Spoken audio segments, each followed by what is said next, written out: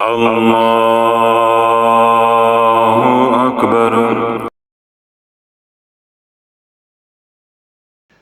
اللہم صلی علی سیدنا محمد وعلی آل سیدنا محمد وبارک وسلم۔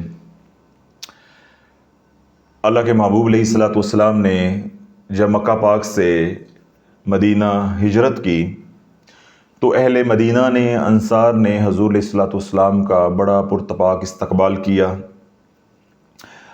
اور تمام اہل مدینہ کی یہ خواہش تھی کہ حضور علیہ الصلوۃ والسلام ہمارے مہمان بن جائے، لیکن حضور علیہ الصلوۃ والسلام نے یہ ساری بات کو اللہ پہ چھوڑا تھا، اور اللہ کی طرف سے یہ امر تھا کہ جہاں پہ آپ کی سواری جا کے رک جائے گی وہی آپ کا میزبان ہوگا۔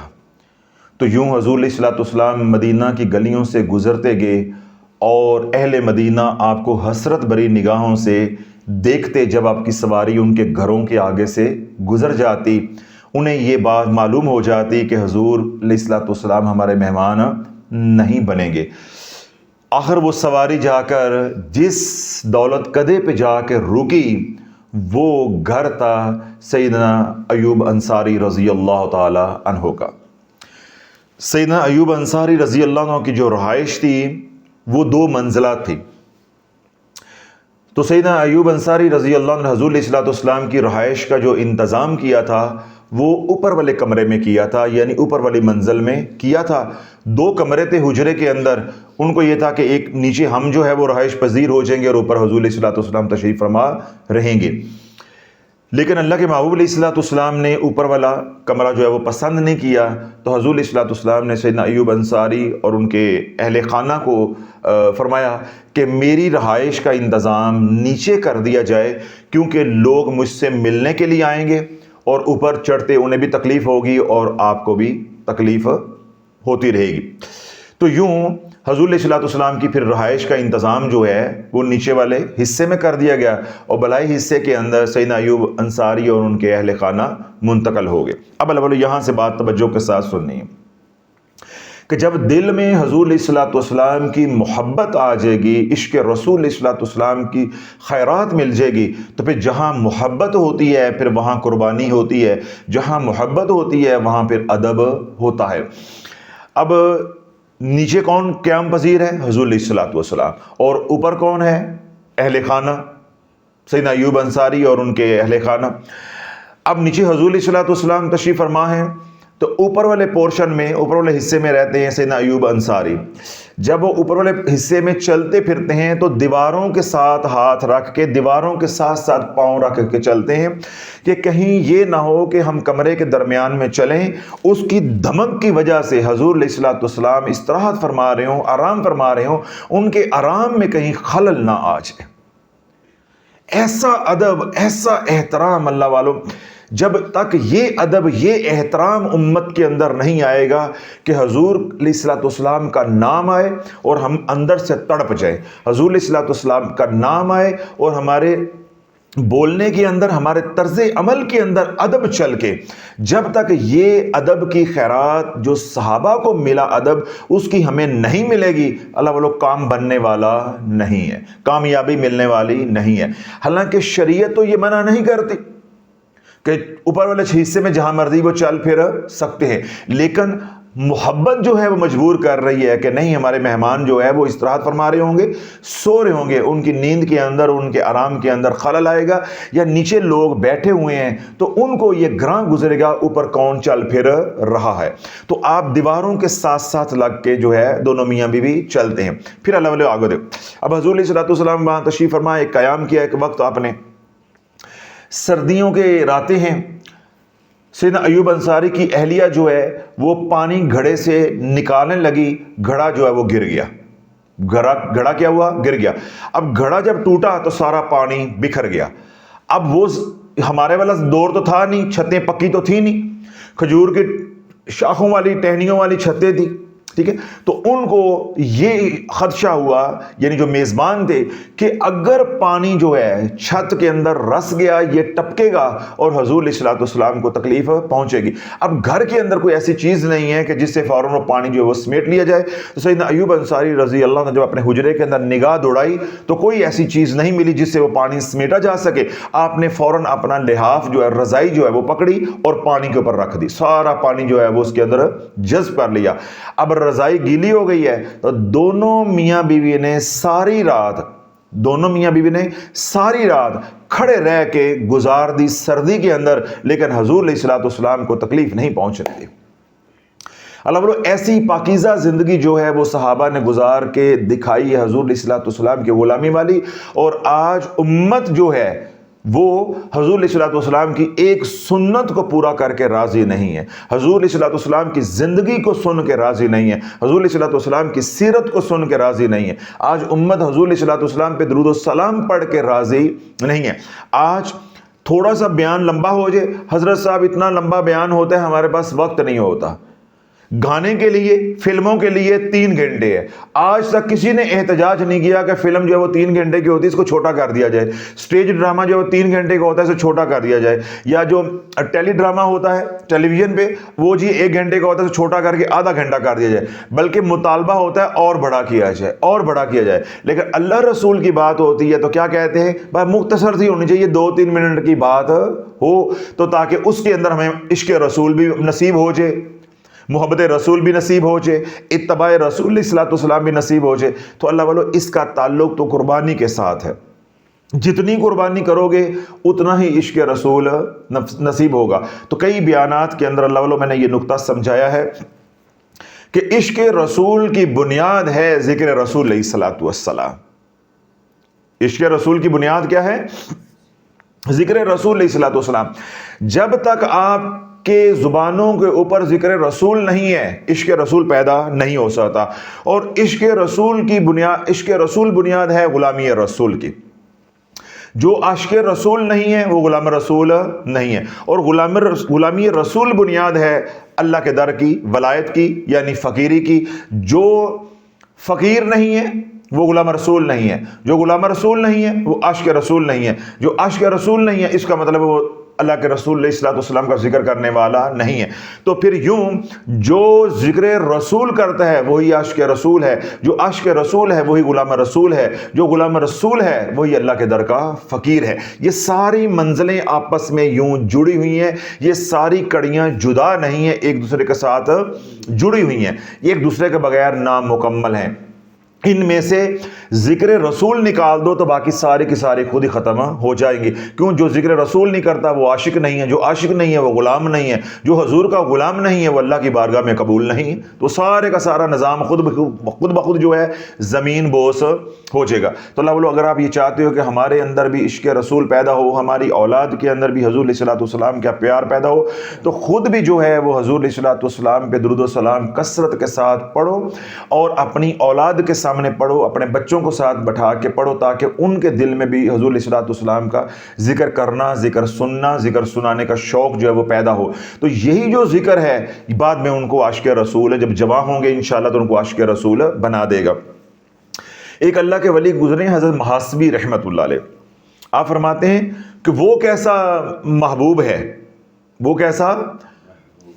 ہے جس سے محبت کرنے کے جو دعوے دار ہیں وہ اس کا ذکر ہی نہ کریں، وہ ان کا کیسا محبوب ہے. تو ہم حضور کو محبوب مانتے ہیں کہ یہ اللہ کے محبوب ہیں، ساری امت کے بھی محبوب ہیں، تمام انبیاء علیہ السلام کے بھی محبوب ہیں، اور ہم حضور سے محبت کا دعویٰ کرتے ہیں. تو یہ کیسا دعویٰ ہے کہ ہمارے پاس آج وقت ہی نہیں ہے حضور پہ درود پڑھنے کا، بلکہ اتنی بد نصیبی ہے کہ آج امت درود کو ذکر ہی نہیں مانتی. آج امت درود کو وظیفہ مان کے راضی نہیں ہے، بلکہ اگر کسی کو وقت مل جاتا ہے تو وہ وقت کو ان باتوں کے اوپر جو ہے وہ ضائع کر دیتا ہے کہ یہ درود نہیں پڑھنا چاہیے، یہ پڑھنا چاہیے، یہ بدعت ہے، یہ بدعت حسنہ ہے، یہ ثابت نہیں ہے، یہ ثابت ہے. ان کاموں پہ اگر وقت مل بھی گیا ہے تو وگرنہ کیا ہے کہ درود پڑھنے کا وقت ہی نہیں ہے. تو لوگ جو درود سے محروم ہو گیا وہ حضور کی توجہ سے محروم ہو گیا، جو حضور کی توجہ سے محروم ہو گیا وہ اللہ کی رحمت سے محروم ہو گیا، جو اللہ کی رحمت سے محروم ہو گیا اس کی دنیا بھی برباد ہو گئی تو اس کی آخرت بھی برباد ہو گئی۔ تو اب کم از کم ہماری دنیا تو برباد ہو چکی ہے، اللہ آخرت بچا لے بس ہماری۔ اس میں تب کوئی شک نہیں ہے کہ مسلمان کی دنیا جو ہے وہ تو برباد ہو چکی ہے۔ آج ٹکے کی مسلمان کی دنیا کے اندر حیثیت یا قیمت یا وقت نہیں ہے۔ کیوں؟ جب ہم حضور سے دور ہو گئے، اللہ کے محبوب کے ذکر سے دور ہو گئے، حضور سے دور ہو گئے، تو جو حضور علیہ الصلوۃ والسلام سے دور ہو گیا، حضور کی دعاؤں سے محروم ہو گیا، حضور علیہ الصلوۃ والسلام کی توجہ سے محروم ہو گیا، تو ابھی میں نے کیا کہا، جو حضور کی توجہ سے محروم ہو گیا وہ اللہ کی رحمت سے محروم ہو گیا۔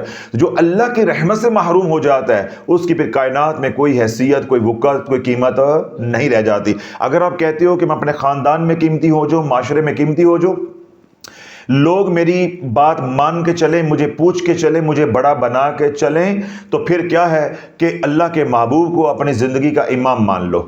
جو کائنات کے امام ہیں ان کو اپنی زندگی کا امام سمجھ لو، ہر بات حضور سے پوچھ کے چلو، حضور کے طریقے پہ چلو، حضور علیہ الصلوۃ والسلام سے پوچھ کے چلو، اللہ کا حکم سنو اور نبی علیہ الصلوۃ والسلام کا طریقہ سامنے رکھو، پھر کامیابی ہی کامیابی، اللہ اس دنیا میں بھی عزت دے کے دکھائے گا اور آخرت میں بھی عزت دے کر دکھائے گا۔ اور اس ساری بات کی بنیاد کیا ہے؟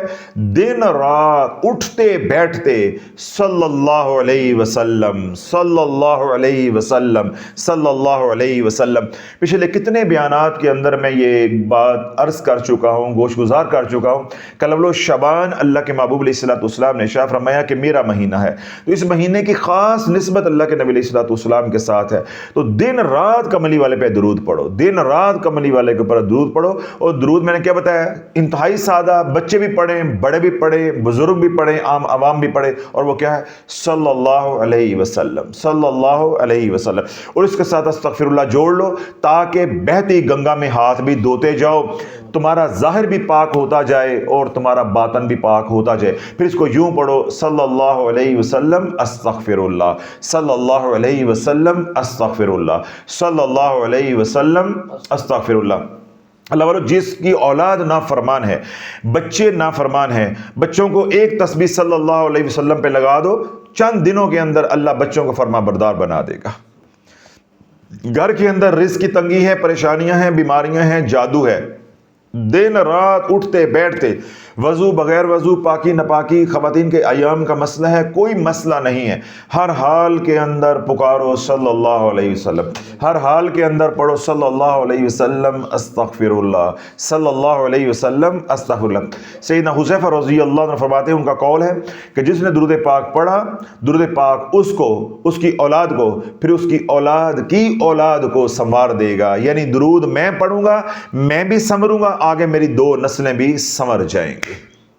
درود پاک ایسی نعمت ہے، تو اس لیے جس نے ایک بار درود پاک پڑھ، اللہ کے محبوب علیہ الصلوۃ والسلام نے ارشاد فرمایا اللہ اس کو 4 انعامات عطا فرمائے گا، 10 گناہ معاف، 10 نیکیاں، 10 درجے بلند، اور اللہ 10 رحمتیں عطا فرمائے گا۔ ابو امامہ رضی اللہ عنہ روایت کرتے ہیں، حضور علیہ الصلوۃ والسلام ہمارے درمیان تشریف لے کر آئے تو حضور علیہ الصلوۃ والسلام کا چہرہ انور جو ہے بڑا حشاش بشاش تھا، یعنی بہت خوش تھے، مسرت کے جو آثار ہیں وہ آپ کے چہرہ انور پہ نمایاں تھے۔ تو ہم نے حضور علیہ الصلوۃ والسلام کی بارگاہ میں عرض کی، یا رسول اللہ، آج خوشی کے آثار آپ کے چہرہ انور کے اوپر جو ہے وہ نمایاں ہیں، آپ کا چہرہ انور جو ہے وہ خوشی سے کھلا ہوا ہے، سرخ ہے، تو کوئی ہمیں بھی بتائیں۔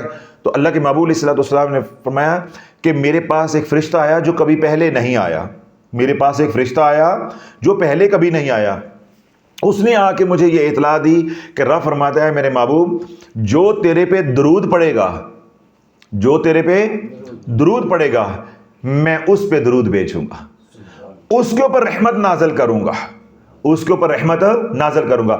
جو تیرے پہ سلام پڑے گا، جو تیرے پہ سلام بھیجے گا، میں رب ہو کے، خدا ہو کے اس پہ سلام بھیجوں گا۔ میں اس کے اوپر خدا ہو کے رب ہو کے سلام بھیجوں گا، اس کے اوپر سلامتی نازل کروں گا۔ تو اللہ والو اگر آپ یہ چاہتے ہو کہ میرے اوپر رحمت نازل ہو، میرے اوپر سلامتی نازل ہو، تو کملی والے کے اوپر درود بھی پڑھو اور کملی والے کے اوپر سلام بھی پڑھو۔ تو یہ جو صلی اللہ علیہ وسلم ہے، یہ درود بھی ہے اور سلام بھی ہے۔ یہ ایسا کامل جامعہ درود پاک ہے کہ اس کے اندر دونوں چیزیں ہیں۔ جس طرح ہم دوسرا درود پاک، درود فتح لوگوں کو پڑھنے کے لیے دیتے ہیں کہ آج کل لوگوں کے پاس وقت نہیں ہے، صلی اللہ علیہ محمد، وہ محض کیا ہے؟ درود ہے، اس میں سلام نہیں ہے۔ اس کی خوبصورتی کیا ہے کہ اس کے اندر سلام بھی ہے۔ تو رب نے کیا حکم دیا؟ یا ایھا الذین آمنوا صلوا علیہ وسلموا تسلیما، درود بھی اور سلام بھی دونوں کثرت کے ساتھ پڑھو اے ایمان والو۔ تو جب آپ یہ درود پڑھیں گے صلی اللہ علیہ وسلم، تو یہ سلام بھی آپ بھیج رہے ہیں اور درود بھی بھیج رہے ہیں، آپ دعائے سلامتی بھی کر رہے ہیں، آپ دعائے رحمت بھی کر رہے ہیں، اور ساتھ آپ پڑھیں گے استغفر اللہ، آپ اپنے لیے دعائے مغفرت بھی کر رہے ہیں، دعائے بخشش بھی کر رہے ہیں۔ اللہ والو جب یوں ذکر الہی اور ذکر رسول علیہ الصلوۃ والسلام کرو گے تو پھر کسی وظیفے کی ضرورت رہ جائے گی، کوئی پریشانی رہ جائے گی، کوئی جادو ٹونا، کوئی رجت رہ جائے گی، کوئی مسائل رہ جائیں گے۔ جس کے اوپر اللہ درود پڑھے، درود بھیجے، یعنی جب امتی کے اوپر درود آئے اس کے معنی ہو جائیں گے رحمت۔ جب میرے آپ کے اوپر اللہ رحمت نازل فرمائے تو اللہ والا میری کوئی بنی سنوری زندگی کو کوئی بگاڑ سکتا ہے، میرے لیے کوئی مشکلات پیدا کر سکتا ہے، بلکہ مشکلات ہوں گی بھی تو وہ بھی آسان ہو جائیں گی۔ پھر میں کملی والے پہ سلام بھیجوں تو اللہ نے کیا وعدہ کیا ہے کہ میں خدا ہو کے اس پہ سلامتی نازل کروں گا۔ تو اب مجھے درود کے بدلے رحمت مل گئی، سلامتی کے بدلے سلام پڑھنے کے بدلے سلامتی مل گئی، تو جس کو رحمت بھی مل گئی، سلامتی بھی مل گئی، تو اللہ تعالیٰ جو اس کے پاس ہے اللہ اس میں برکتیں بھی ڈالے گا، اور جو اس کے پاس نہیں ہے، اس کی ضرورتیں ہیں، اللہ بن مانگے بھی عطا کرتا جائے گا۔ آپ تاریخ اٹھا کے دیکھ لو، اللہ تعالیٰ جو دن رات لوگ درود پڑھتے ہیں، اللہ ان کو زمانے کی محتاجی سے نکال کے صرف اپنے در کا محتاج بنا دیتا ہے۔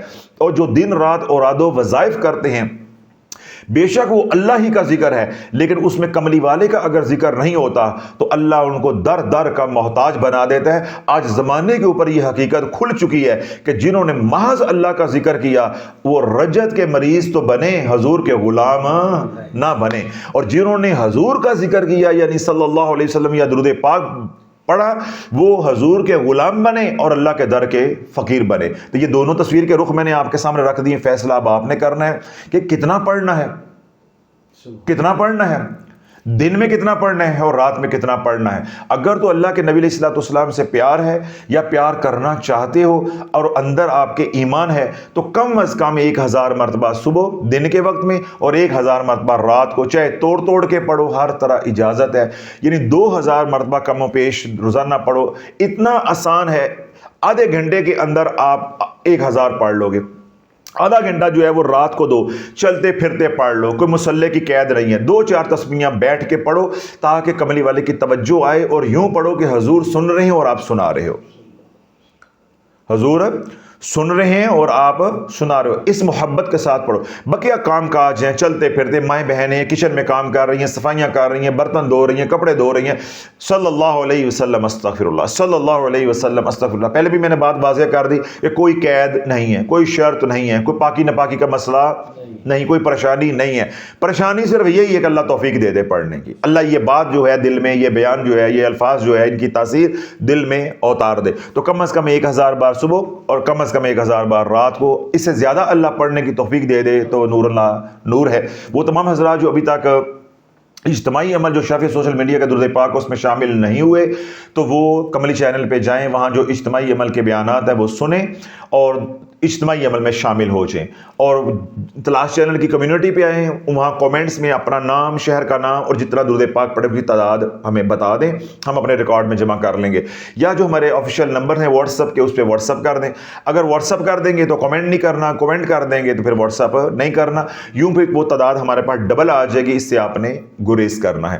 تو جب آپ اجتماعی عمل میں شامل ہو جائیں گے تو انشاءاللہ آپ کا انفرادی عمل تو ہے، اس پہ اجر و ثواب تو آپ کو ملے گا انشاءاللہ اور مل رہا ہے، لیکن جب اجتماعی عمل میں شامل ہو جائیں گے تو کیا ہوگا، جو لاکھوں کروڑوں لوگ دنیا بھر میں درود پاک پڑھ رہے ہیں ان کی دعائیں بھی آپ کے شامل حال ہو جائیں گی۔ تو آپ سے دوسری درخواست یہ ہے کہ کملی چینل شافیہ سوشل میڈیا کا چینل ہے جس کے اوپر درود پاک اور سیرت النبی علیہ الصلوۃ والسلام کے حوالے سے بیانات ہوتے ہیں. اس چینل کو دنیا بھر میں گھر گھر پہنچائیں تاکہ گھر گھر میں جو ہے درود پاک پڑھنے کا ماحول بنے. جس گھر میں درود پہنچے گا وہاں سے برود نکل کے رہے گا، اور جس گھر میں درود نہیں ہے وہ گھر برود کا گڑھ جو ہے وہ بن کے رہے گا، اور پھر وہ جو بمب ہے وہ پھٹ کے رہے گا. وہ اہل خانہ بھی برباد ہوں گے اور اپنے ساتھ جڑے ہوئے رشتوں کو بھی برباد، معاشرے کو بھی برباد کر کے رہیں گے. اگر بربادی سے بچنا چاہتے ہو، اپنے گھر سے برود نکالنا چاہتے ہو، تو کملی چینل کو گھر گھر میں پہنچاؤ، خود بھی درود پڑھو اور لوگوں کو بھی درود پڑھنے کے ساتھ جوڑو، اس عمل میں ان کو بھی شامل کرو. اللہ سونا ہماری اس محنت کو، کوشش کو اپنی بارگاہ میں قبول و منظور فرمائے. وہ تمام حضرات جو سکھی ہیں اللہ ان کے سکھوں میں برکت عطا فرمائے، جو دکھی ہیں اللہ ان کے دکھ دور عطا فرمائے. جنہوں نے دعاؤں کے لیے کہا ہے ان کے حق میں اللہ ہماری التجاؤں کو قبول و منظور فرمائے.